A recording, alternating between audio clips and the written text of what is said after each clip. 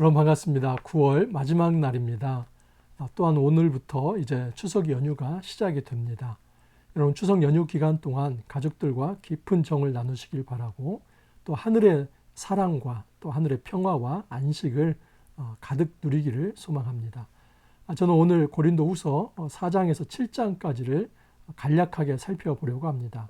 그리고 연휴 기간 동안 잠시 쉬었다가 다음 주 월요일에 고린도후서 8장을 가지고 다시 찾아뵙도록 하겠습니다.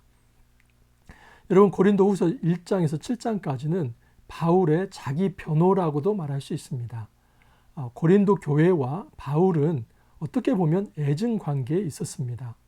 고린도 교회는 바울이 개척한 교회입니다. 하지만 그 교회 안에 일부 몰지각한 거짓 사도들, 거짓 교사들이 바울을 폄훼하였습니다. 바울은 추천서 하나 없는 자이고 자격 없는 자가 이 교회를 세웠다라고 그렇게 바울의 인격과 권위를 무시했습니다. 여기에 대해서 바울은 영적 전투를 했던 것입니다. 그래서 이 교회에 5번이나 편지 왕래를 합니다.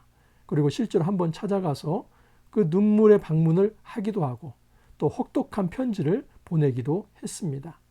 여러분 고린도후서 1장에서 7장까지는 다시 한번 정리하면서 바울의 사도됨이 어떤 영광의 직분인지 그리고 그 사도의 직분은 무엇을 위한 것인지 그것을 하나하나 증명해 냅니다. 저는 1장에서 3장까지 바울이 성도는 그리스도의 향기라 또 성도는 그리스도의 편지라 하는 것을 말씀을 드렸습니다. 이 향기로 산다는 거 쉽지 않다고 말씀을 드렸습니다. 어떤 사람은 순종하여서 생명에 이르고 어떤 사람은 불순종하여서 사망에 이르지만 이에 일희일비하지 않고 말씀으로 그 일관되게 복음을 전하는 것이 중요하다는 것을 말씀을 드렸습니다. 또한 성도는 그리스도의 편지라는 것도 말씀을 드렸습니다.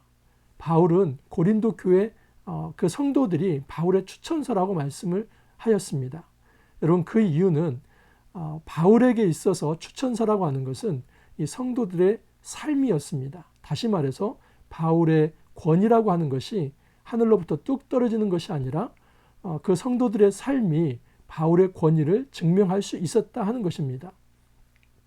많은 사람들이 성경만 보고 예수를 믿는 것이 아니라 그 성경을 읽고 그 성경의 말씀대로 살아내는 사람들, 그 모습을 보면서 사람들이 하나님 앞에 인도된다 하는 것을 살펴보았습니다. 이제 계속해서 바울은 자신이 받은 영광의 직분에 대해서 이야기를 합니다.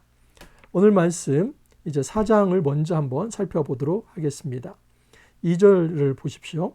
이에 숨은 부끄러움의 일을 버리고 속임으로 행하지 아니하며 하나님의 말씀을 혼잡하게 하지 아니하고 오직 진리를 나타내므로 하나님 앞에서 각 사람의 양심에 대하여 스스로 추천하노라. 바울은 하나님 앞에서 그 양심으로 자기 자신을 스스로 추천한다라고 이야기를 합니다. 이것은 자천한다. 다시 말해서 바울이 자기를 드러내고 자랑한다. 이런 의미가 아니라 하나님 앞에서 거리낌 없이 내 자신에 있는 그것을 드러내겠다 하는 것입니다. 그것이 무엇입니까?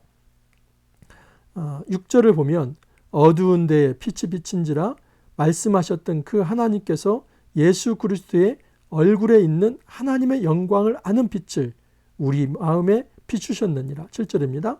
우리가 이 보배를 질그릇에 가졌으니 이는 심히 큰 능력은 하나님께 있고 우리에게 있지 아니함을 알게 하려 함이라. 여러분 바울이 자기에게 있는 직분이 영광스럽다고 하는 것을 논증하는 그 논법이 있습니다. 그 뭐냐면 하나님의 영광이 그리스도에게 임했다는 겁니다. 그래서 그리스도는 하나님의 형상입니다. 근데 그 하나님의 형상, 그리스도의 영광을 바울 자신이 질그릇과 같은 자기 몸에 담았다는 것입니다. 여러분 바울 자신이 자기의 몸을 질그릇이라고 이렇게 소개한 이유는 이렇습니다. 실제로 바울은 고난에 노출이 되었습니다. 환난을 많이 받았습니다. 여러분 질그릇은 어떻습니까? 조금만 이제 세게 쳐도 또 땅에 떨어뜨려도 깨지는 그릇 아닙니까? 그렇듯이 바울 자신은 깨지기 쉬운 육체를 가진 존재라는 겁니다. 그런데 이런 연약한 육체에 거룩하신 하나님의 영광, 그 하나님의 형상이신 그리스도가 담겨 있다는 것입니다. 바울은 자기에게서 사도의 직분이 이 영광스러운 그리스도를 담고 그를 전하는 것이 이것이 너무나 소중한 영광의 직분이다라고 이야기를 하는 것입니다.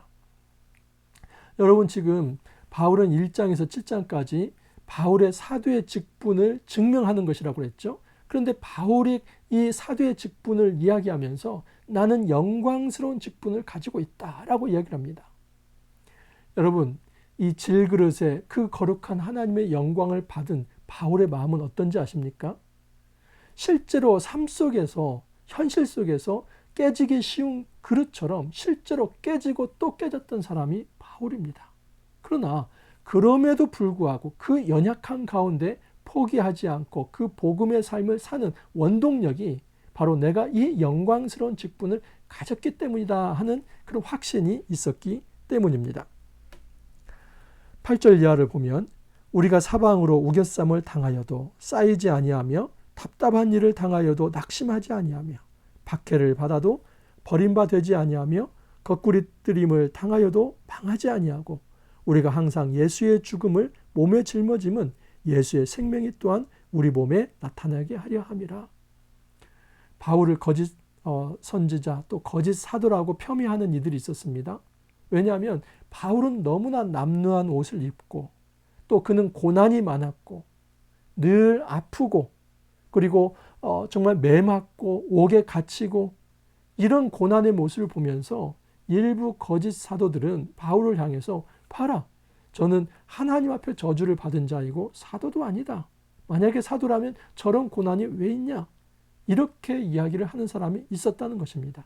그런데 바울은 그것이 아니라 나의 이런 고난찬 삶은 그 영광스러운 하나님의 영광, 예수 그리스도의 형상을 질그릇에 담은 그 증거다라고 이야기를 합니다. 우리가 영광스러운 직분, 사도의 직분을 가지고 산다는 것은 이 땅에서 이 고난찬 삶입니다. 그런데 바울이 견딜 수 있었던 딱 한 가지의 이유는 이것입니다. 바울은 실존론적 이 부활을 체험했기 때문입니다. 내가 죽음과 같은 이런 고난을 받고 있지만 나는 그리스도의 생명으로 다시 태어나는 자다. 그것을 이야기를 합니다. 그래서 12절에 이렇게 강하게 이야기합니다. 그런즉 사망은 우리 안에서 역사하고 생명은 너희 안에서 역사하느니라. 고난은 우리의 몫이다.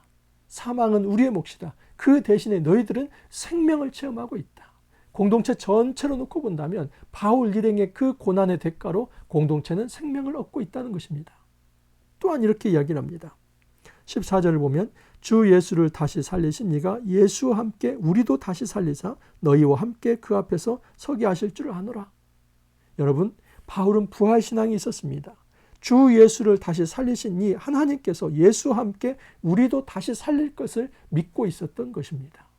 그렇기 때문에 바울은 질그릇과 같은 자기의 연약한 몸에 하나님의 영광의 형체인 그리스도를 담고 그 그리스도를 전하는 삶이 너무나 영광스럽고 복되다 이렇게 감히 말할 수 있었던 것입니다.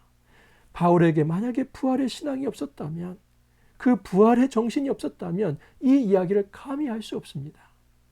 여러분, 부활 신앙을 가진 사람은 현재의 고난에 주목하지 않습니다.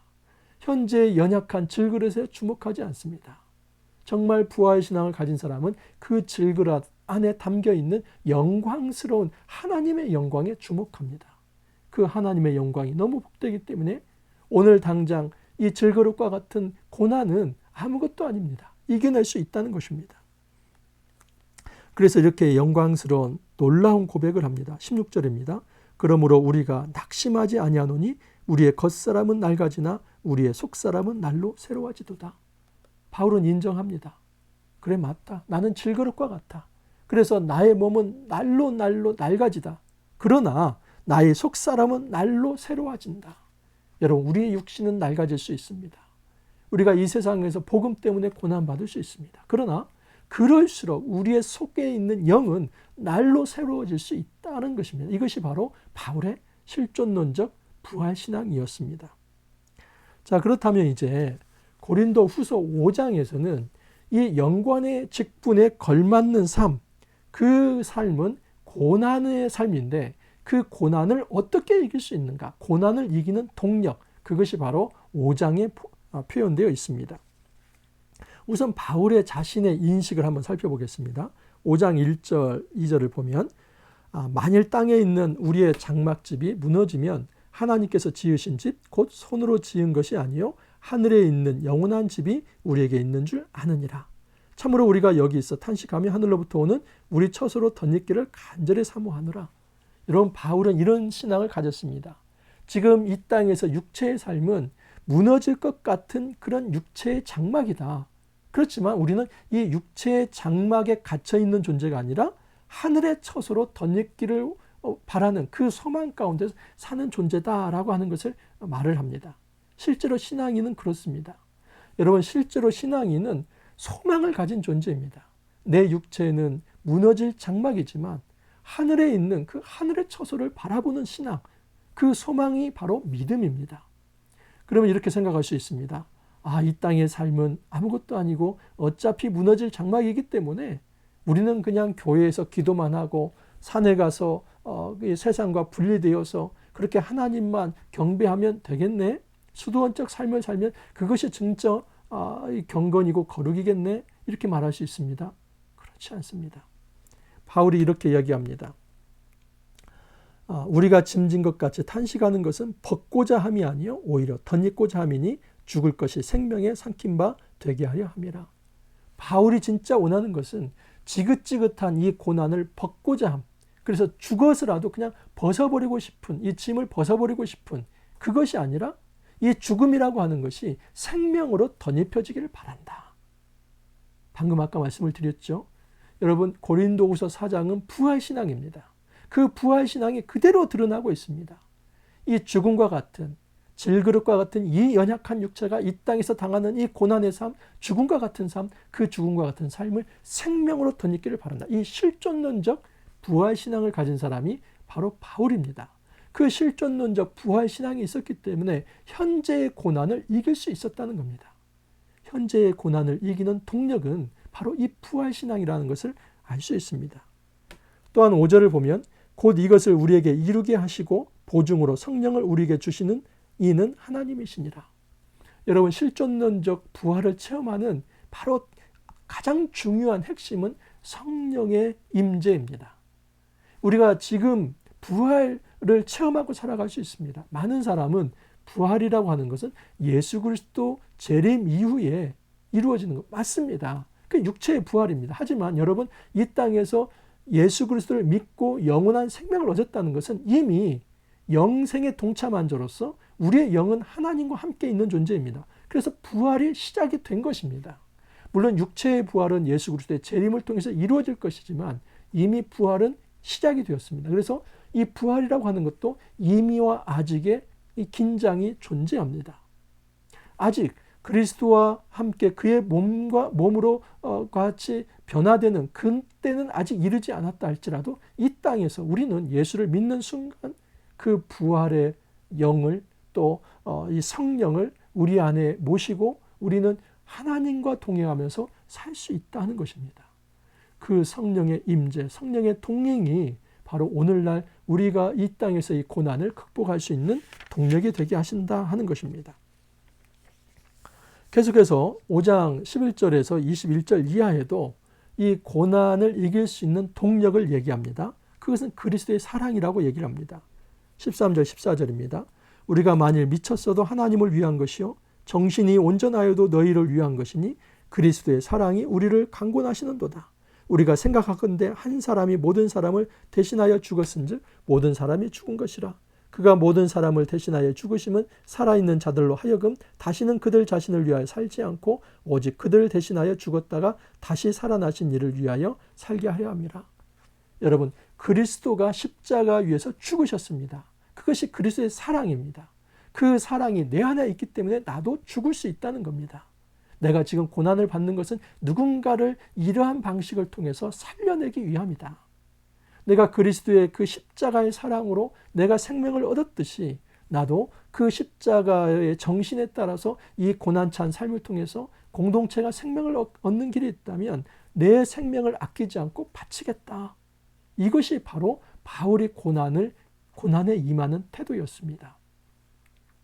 여러분, 이 땅에서 고난 좋아하는 사람이 누가 있겠습니까? 아픈 거 다 싫어합니다. 힘든 거 싫어합니다. 결핍 다 싫어합니다.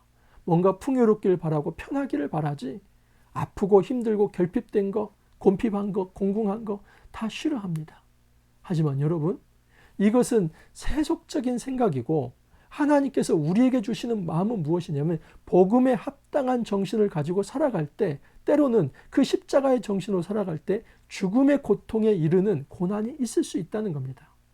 그것을 이겨내야만 한다는 겁니다. 어떻게 이겨낼 수 있습니까? 바로 부활신앙입니다. 그 부활신앙이라고 하는 것은 예수를 믿는 그 시간부터 내 안에 생명의 영, 그 성령의 약동하심으로써 나는 죽음의 고통을 받지만 생명이 내 안에 약동을 하고 그 그리스도의 사랑이 나를 버티게 할 수 있다는 그 십자가의 정신, 부활의 정신이 바로 고난을 이길 수 있는 동력이 될 수 있다라고 이야기를 합니다.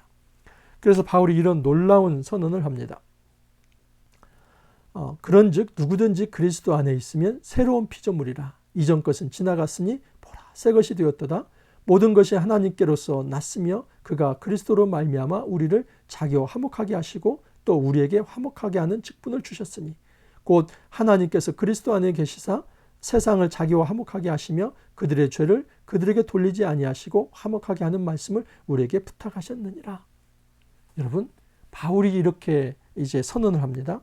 누구든지 그리스도 안에 있으면 새로운 피조물이라. 이전 것은 지나갔으니 보라 새 것이 되었다. 왜 새롭게 됩니까?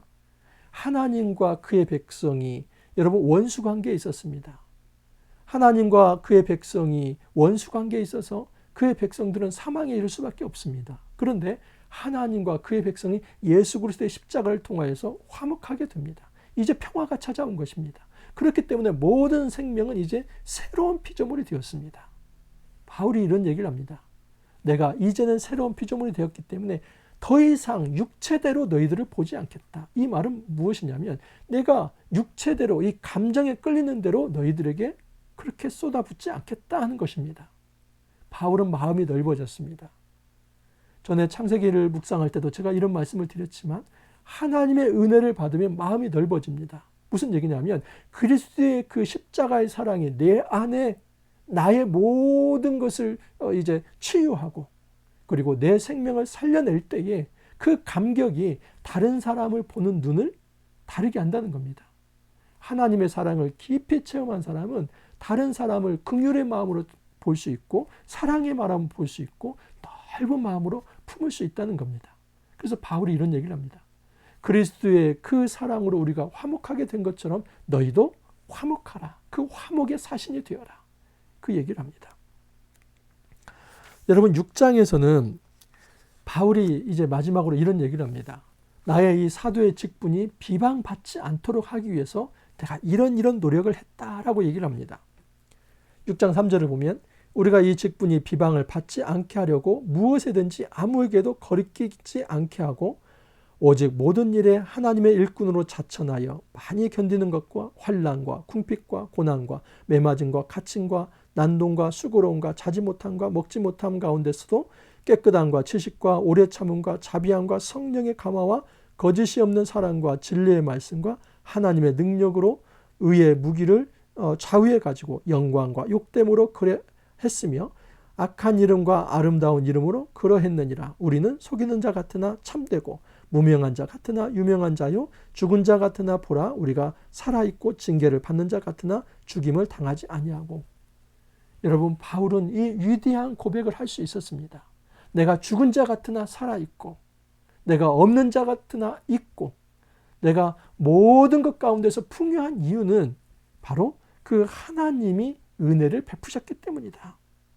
그리고 하나님의 그 영광의 직분이 내 안에 있기 때문에 나는 이런 모든 고난을 극복해낼 수 있었다라고 이야기를 합니다. 여러분 2000년 전에 만약에 바울이 그 영광의 직분을 소홀히 여겼다면 뭐 가정이지만 오늘날 우리가 어떻게 되겠습니까? 제가 이렇게 말씀을 전할 수 있습니까? 없습니다. 여러분 기독교 역사상 바울을 빼놓고는 생각할 수 없습니다. 물론 12사도 또 그 복음서의 기록들도 중요하지만 여러분 바울 사도의 이 13개 서신 그 서신이 우리에게 없다면 기독교의 진정한 신학이 재정립되지 않았을 것입니다. 바울은 많은 고난 가운데서 말로써 또는 행동으로써 글로써 이 땅의 복음을 전수해 주었던 것입니다. 바울은 이 영광스러운 직분이 너무나 소중했기 때문에 그 수고와 대가를 치르는 삶을 그는 그렇게 이제 가치 없다고 생각하지 않았습니다. 이 모든 대가는 너무나 영광스러운 일이고 그 고난 자체도 나에게는 감격이라고 바울은 그렇게 생각을 했던 것입니다. 바울이 하나님의 이 직설적 말씀을 이렇게 전합니다. 16절 이하를 보면 하나님께서 이르시되 내가 그들 가운데 거하며 두루 행하며 나는 그들의 하나님이 되고 그들은 나의 백성이 되리라. 너희에게 아버지가 되고 너희는 내게 자녀가 되리라. 그래서 부정한 것을 만지지 말라. 여러분, 이것은 하나님께서 그의 백성에게 하신 말씀입니다. 그것을 바울이 대언하는 형식으로 말씀을 합니다. 너희는 나의 백성이고 나는 너희 하나님이 된다. 너는 나의 아들이고 나는 너희의 아버지가 된다. 이것은 아브라함 이후로 계속 전수된 하나님 나라 언약입니다. 그렇기 때문에 하나님의 백성은 부정해서는 안 된다. 다시 말해서 정결한 삶을 살아가야 한다라고 얘기를 합니다.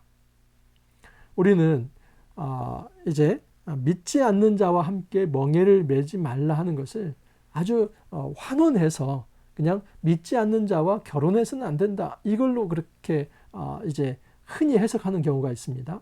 근데 바울이 여기서 말하는 것은 너희가 부정해서는 안 된다.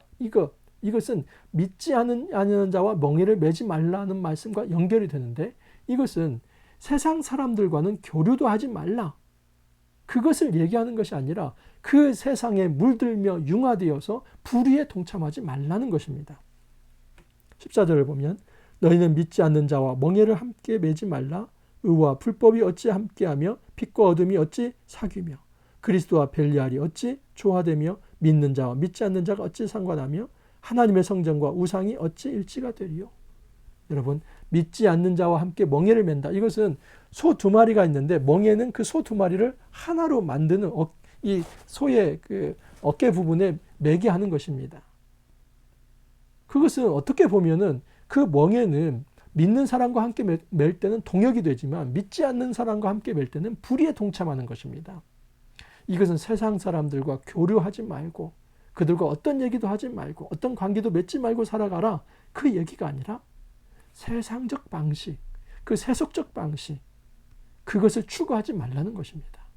불의에 동참하지 말고 부정하지 말고 깨끗하게 하나님의 언약 백성으로서 살아가라 이야기를 합니다. 마지막으로 7장입니다.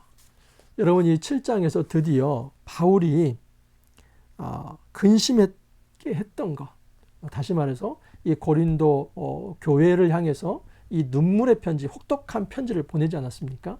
거기에 대해서 마지막 해명을 하고 이제 자기 변호를 마칩니다. 그리고 8장부터 13장까지는 이제 또 다른 주제를 가지고 이야기를 합니다. 8절을 보시면 그러므로 내가 편지로 너희를 근심하게 한 것을 후회하였으나 지금은 후회하지 아니함은 그 편지가 너희로 잠시만 근심하게 한 줄 알미라. 여러분, 바울은 목회자이기 때문에 혹독한 편지를 보내고 후회했다고 합니다. 이 편지를 받아들고 마음에 상처가 있는 사람들은 어떨까? 아마 굉장히 강렬하게 바울은 편지를 썼던 모양입니다. 이 말씀 받지 않으면 심판을 받으리라 아주 직설적으로 아마 얘기했을 것입니다. 그 말을 듣고 굉장히 힘들어했던 사람도 있을 것입니다. 목회자이기 때문에 바울은 그 편지를 보내고 후회가 될 정도로 너무 힘들었다는 겁니다. 그러나 지금은 후회하지 않는다는 겁니다. 왜냐하면 디도 편으로부터 이 고린도 교회 사람들이 회개하고 돌아왔다는 그 기쁜 소식을 전해 들었기 때문입니다. 그래서 이런 얘기를 합니다. 11절을 보면 보라, 하나님의 뜻대로 하게 된 이 근심이 너희로 얼마나 간절하게 하며 얼마나 변증하게 하며 얼마나 분하게 하며 얼마나 두렵게 하며 얼마나 사모하게 하며 얼마나 열심히 있게 하며 얼마나 벌하게 하였는가. 너희가 그 일에 대하여 일체 너희 자신의 깨끗함을 나타내었느니라. 바울이 그런 얘기를 합니다. 내가 너희들을 근심하게 한 그 혹독한 편지를 보냈지만 그것이 약이 되어서 오히려 너희들은 하나님의 백성으로 바로 세워졌다. 그렇다면 족한 거 아니냐. 바울은 이로써 자기의 사도 변증을 마칩니다. 여러분, 고린도후서 1장에서 7장까지 바울은 긴 장을 통해서 어떤 다른 성경에서도 이렇게 길게 사도권 변증을 한 적이 없습니다. 그런데 이 고린도 지역에서 일어난 일이 너무나 엄중한 일이기 때문에 바울은 이렇게 긴 장에 걸쳐서 자기의 사도권을 변증했습니다. 그것은 다른 것이 아닙니다. 나는 그리스도의 향기로 살아간다. 나는 그리스도의 편지로 살아간다. 그리고 나는 하나님의 형상, 그 하나님의 형상은 하나님의 영광인데 그 하나님의 형상이 바로 질그릇과 같은 내 몸에 담겨 있고 나는 그 질그릇과 같은 내 몸이 그 영광을 드러내는 영광스러운 직분을 가진 자이다. 이 영광스러운 직분을 가진 자는 때로는 고난을 받는다 할지라도 그 죽음에 이르는 고난이라 할지라도 이 부활 신앙, 그 예수 그리스도의 사랑 때문에 그 동력 때문에 충분히 이 고난을 감당할 수 있다. 하나님께서는 바로 이 삶을 통해서 이 땅에 그리스도를 통해 화목의 삶을 이루어 주셨기 때문에 나나 너희는 화목을 이루는 삶을 살아야 한다. 내가 이 일을 위해서 잠시 힘든 시간이 있었고 그리고 정말 어렵지만 너희들에게 근심되게 하는 이 편지를 썼지만 결국 그것이 약이 되어서 하나님께 돌아왔다면 정말 이것이 좋은 일 아닌가. 바울은 그 얘기를 하는 것입니다. 13절에 이렇게 마감을 합니다. 이로 말미암아 우리가 위로를 받았고 우리가 받은 위로 위에 디도의 기쁨으로 우리가 더욱 많이 기뻐함은 그의 마음이 너희 무리로 말미암아 안심함을 얻었느니라. 바울이 정말 뜰 듯이 기뻤습니다. 이 고린도 교회들과 이제 다시 하나 될 수 있었기 때문입니다. 디도로부터 그 고린도 교회의 소식을 듣고 바울은 뜰 듯이 기뻤습니다. 왜? 이제 고린도 교회와 소통하면서 말씀을 나눌 수 있는 관계가 되었기 때문입니다. 여러분 4절을 보면 이런 말씀이 있습니다. 내가 우리의 모든 환난 가운데서도 위로가 가득하고 기쁨이 넘치는도다. 여러분 고린도후서 1장 5절에서 6절 어떻게 시작했습니까? 제가 다시 한번 읽어드리겠습니다. 고린도후서 1장 5절에서 6절 그리스도의 고난이 우리에게 넘친 것 같이 우리가 받는 위로도 그리스도로 말미암아 넘치는도다. 우리가 환난 당하는 것도 너희가 위로와 구원을 받게 하려는 것이요 우리가 위로받는 것도 너희가 위로를 받게 하려는 것이니. 1장에서 7장이 이 위로라고 하는 이 용어로 인클로징이 되고 있습니다. 그 얘기는 무슨 얘기냐면 지금 이 위로라고 하는 것이 앞에와 끝으로 이제 감싸고 있다는 겁니다. 바울은 그리스도의 십자가가 나에게 위로가 되었습니다. 그리고 내가 받은 이 환난도 그리스도의 그 십자가의 정신에 따라서 그 죽음의 밑바닥에서 경험한 환난과 고난이었습니다. 그런데 이것은 사도권을 무시할 만한 그런 것이 아니라 오히려 예수 그리스도의 십자가처럼 당신들을 위로하기 위함이었습니다. 나는 그리스도의 그 십자가의 정신에 따라서 당신들을 위로하는 사역자입니다. 그렇게 하면서 바울의 사도권 논증을 마감을 합니다. 여러분 이 땅에서 우리가 사역을 해나갈 때 참으로 진실함이 필요한 시대인 것 같습니다. 덧칠하지 않는 것, 가면을 쓰지 않는 것, 커튼 뒤에 숨지 않는 것. 우리의 삶이 그냥 드러나는 겁니다. 말씀을 묵상한다면 그 묵상하는 삶이 드러나야만 합니다. 그것이 때로는 고난찬 삶이라 할지라도 그대로 드러나야만 합니다. 그러나 그 고난찬 삶은 경시하고 무시할 삶이 아니라 오히려 그 고난 가운데서도 다른 사람들에게 진정한 위로의 사역을 할 수 있다는 것입니다. 저 개인의 삶을 볼 때 그렇게 넉넉하지 않고 또 지금의 개척 사역이 그렇게 녹록하지 않고 고난의 연속입니다. 하지만 이러한 삶이 또 누군가에게는 그리스도의 십자가의 위로가 될 수 있다는 생각 속에서 이 일을 감당하고자 하는 것입니다. 저 역시도 여러분 지금 긴 시간 지금 제가 묵상 해설을 하고 있는데 고된 일입니다. 하루에 최소 3시간을 이 묵상 해설을 만드는데 쓰고 있습니다. 누가 얼마나 들어줄까? 그런 생각을 하면서 낙담도 됩니다. 하지만 이 일을 하는 이유는 뭐냐면 그리스도의 그 십자가가 내 안에 있기 때문에 이런 작은 수고는 아무것도 아니다. 복음을 나눌 수 있고 이로 인해서 한 사람이라도 위로를 받을 수 있고 생명으로 거듭날 수 있다면 너무 가치 있는 일 아닌가. 그 사명의식 때문에 하는 일입니다. 모든 사역자가 그럴 것입니다. 여러분, 우리가 말씀의 사역자가 되길 바랍니다.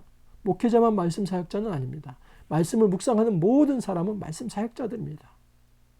바울처럼 우리가 질그릇과 같은 연약한 그릇입니다. 그래서 말씀을 받는, 그것을 실천하는 우리의 삶 속에서 고난이 나타날 수 있습니다. 하지만 그 고난이 또 누군가에게는 위로가 될 수 있다는 것을 생각하면서 잘 견뎌내길 바랍니다. 그리스도의 사랑으로 또 부활신앙으로 성령 충만함으로 이 귀한 사역 잘 감당하기를 간절히 소망합니다. 함께 기도합니다.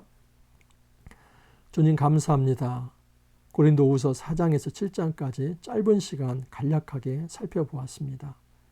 고린도후서 1장에서 7장까지 전체적으로 바울은 사도권 주장을 하고 있습니다. 그러나 자기 내부로부터 나온 자랑이 아니라 하나님으로부터 온 그 권위를 자연스럽게 드러냅니다. 바로 성도들 그 열매가 바울의 권위의 증거였습니다. 주님, 우리의 삶 속에서 이처럼 사역자로 살아간다는 것이 고난이 있지만 마치 질그릇 속에 하나님의 영광을 담는 그 감격처럼 우리가 감격으로 이 모든 사역 잘 감당할 수 있도록 도와주옵소서. 그리스도의 사랑을 잊지 않게 하시고 부활정신을 갖게 하시며 성령 충만함으로 하나님께서 맡겨주신 이 귀한 사역들 잘 감당할 수 있도록 주님 축복하여 주옵소서. 연휴 기간 모든 가정들 주님 축복하여 주시고 평안케 하시며 안식케 하여 주시고 또 안전하게 있다가 다시 만날 수 있도록 주님 축복하여 주옵소서. 감사하고 예수님 이름으로 기도하옵나이다. 아멘. 여러분, 추석 연휴 멋지게 또 즐겁게 잘 보내시길 바랍니다.